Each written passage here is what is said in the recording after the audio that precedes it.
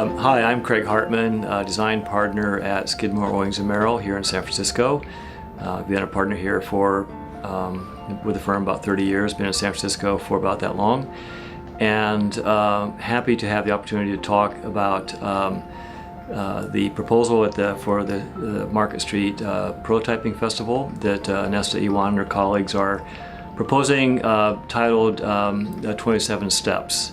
And I think it's a really interesting, compelling idea because it brings forward issues around social justice that were promoted, of course, by Nelson Mandela and with his release from prison now almost 26 years ago. It's I think really wonderful that his thinking, his way of thinking about the world and about the nature of social justice is very appropriate at this point in time, especially. So I think the proposal that the team is putting forward here is very, very interesting. The idea that we have two pieces here, two pyramids really, or two triangular diagrid pieces that, when brought together, form a implied cube. So when this is opened, so it's very much a Platonic solid. When it's opened, it can become a threshold of transition. Some would call it a liminal space, a space that's, or a threshold is between being inside and outside, a place of becoming, if you will, a place of transformation.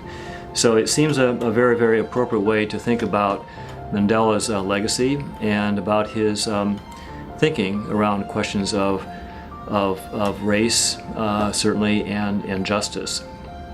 So the question about 27 steps, about the meaning of that and how that might be reflected personally, I don't know. For me, it's kind of a conundrum. It seems that 27 steps is almost too easy, and it seems that, especially when put in the context of the extraordinary life of Nelson Mandela, is the mere making of 27 steps an adequate catalyst, if you will, for personal transformation.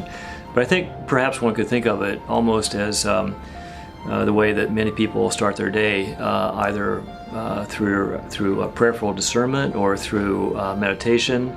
That perhaps this could be a way of considering almost a daily ritual of reflection, of taking these steps.